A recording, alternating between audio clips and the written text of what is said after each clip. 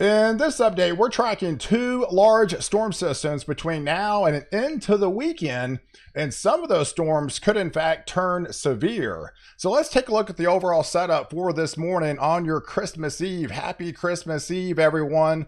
We've got a storm complex that's highlighted across Texas. It's producing some showers and thunderstorms this morning in and around the Dallas-Fort Worth area. Those extend into Arkansas, areas of precipitation across Kentucky, and in fact, we're getting some freezing rain across areas of, say, Baltimore into the DC area this morning, and then even some snow showers are starting to fly across the eastern seaboard, and then we'll be turning out west because a little bit stronger, more intense system that will be coming in off the west coast. That's the one that's actually more concerning, that will be affecting areas for Thursday, Friday, and into your Saturday with more severe weather. So if you are new to the channel and like detailed weather breakdowns, hit the subscribe button and you're in. You get all my daily content on this channel. And I would love to reach 250,000 subscribers by the end of the month. And you can help me get there by subscribing to the channel and following all my daily breakdowns. So here's the radar map this morning. We've got some showers and thunderstorms, some rumbles of thunders is heading into the Dallas-Fort Worth area this morning. For those areas into southeastern Oklahoma, heavier rains extend into Arkansas, lighter rains move through Kentucky. And then once we get up into the DC area, we are seeing some freezing rain at times mixed in. And those areas across New York City is actually getting some snow showers this morning in and around the Boston region. And then there's the setup, the second complex that's coming in off the west coast, producing more heavy rain for San Francisco. Wow, they've just been pounded over the last couple of weeks. So they've seen relentless systems, one after another, hit the west coast, basically from Washington and Oregon and northern California. Most of the rain hasn't actually reached the Southern California area, but we do have winter weather advisories this morning that does include the DC region into Baltimore, those areas across Maryland region. It does extend to New Jersey, does include areas of Philadelphia.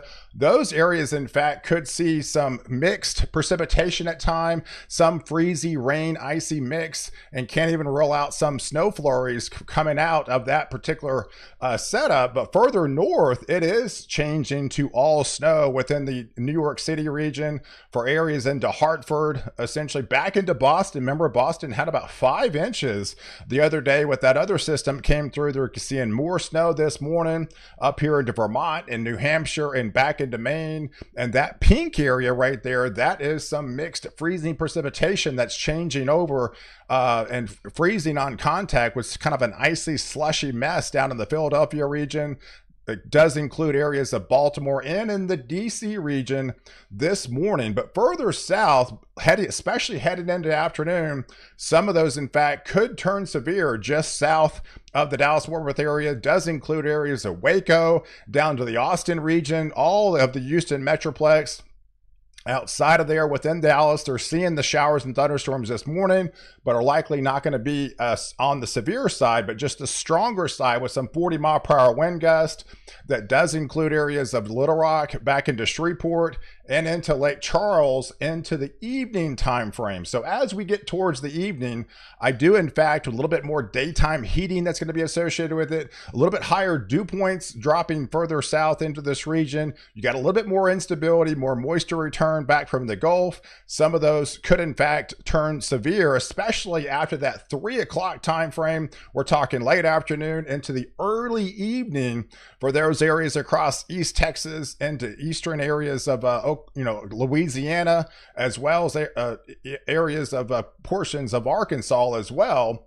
And then as we head into your Christmas day, so this is your Christmas day, we're kind of getting in between systems. So as this moves across back further into Louisiana and Arkansas, we're going to be seeing more sporadic showers within that atmosphere. We'll see that other complex is going to be reaching towards the Rockies, producing some more snow for the Intermountain West. But outside of that, it's going to be a fairly decent day coming up for your actual Christmas day, but a very warm day as well, considering what normally it is for Christmas time frame. So here's your high temperatures. We've got 70s widespread across the deep south.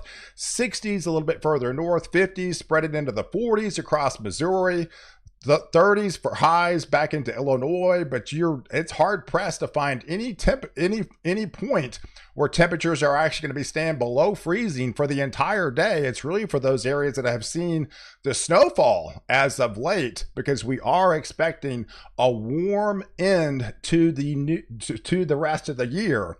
But with that second complex that's coming in, we're looking at the vertical velocity index right now, and we've got a little bit more greater lift with as the trough will come in negatively tilted, and as it does, we'll have the greatest lift essentially east of the I-35 corridor again, mainly into East Texas, southeastern Oklahoma, getting for those areas into East Texas.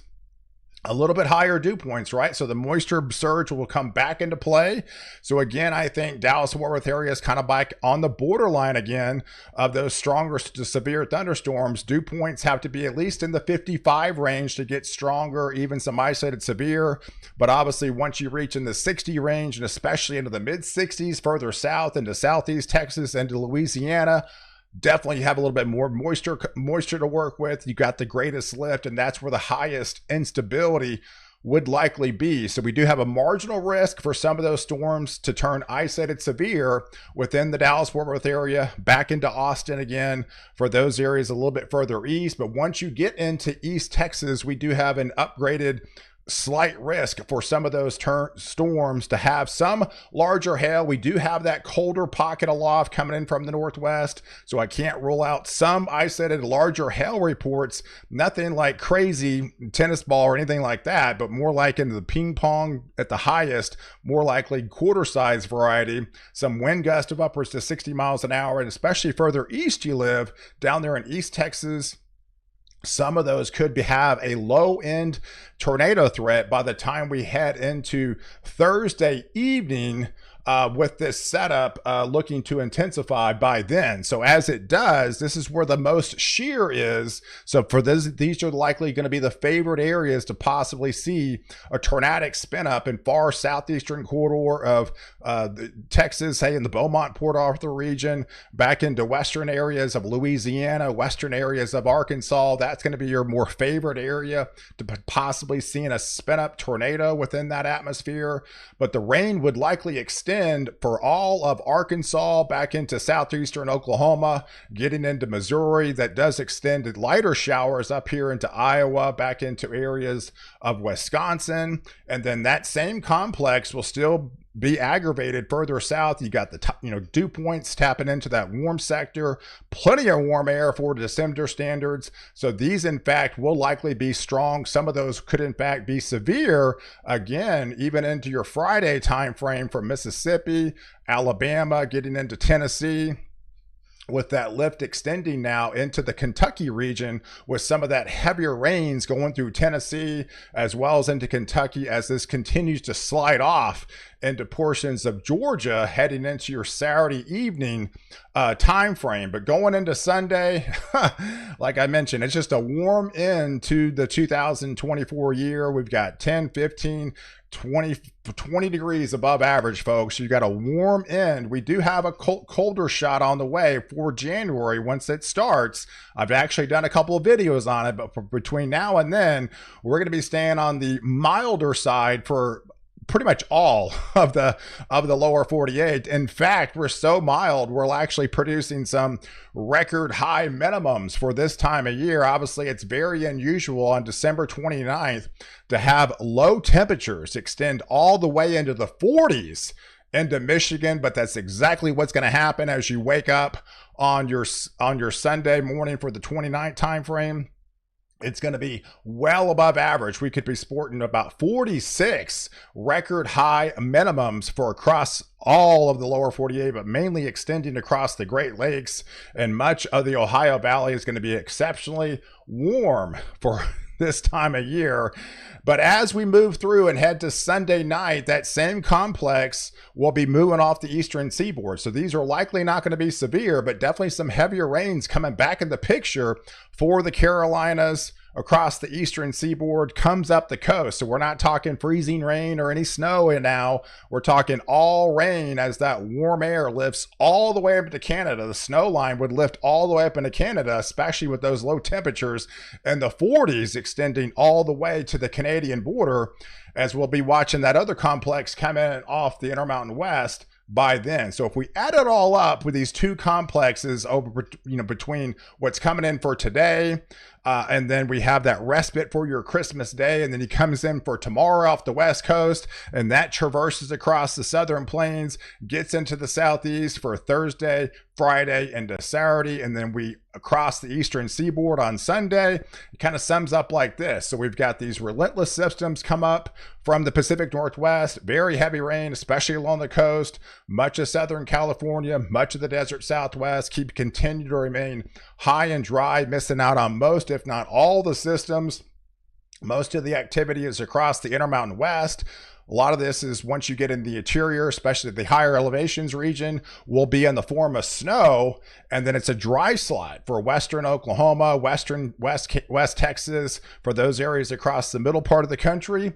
But it's not until you reach the Gulf of Mexico that you tap into some of that moisture content that we've got the greatest lift and the highest precipitation. So it's likely going to be east of the I-35 corridor again for those areas into central and eastern Oklahoma, central and eastern Texas. But some of that could be definitely some heavier rains, along with some of that severe weather. For 3 to 4 inches is not out of the question for southeast Texas, Louisiana, for much of Arkansas, and then lighter amounts as you extend into Missouri, as well as into Tennessee, into Kentucky. But then you're sporting about 1/2 inch to 1 inch amounts through the Ohio Valley. And some of this, at least in the beginning time frame, could mix in with that mixed precipitation. But after that, it's just going to be all rain up the eastern seaboard between now and really into the end of the month. So guys, I appreciate you guys watching. Do like this video. Definitely hit the subscribe button and catch my next update while I protect you before and after the storm.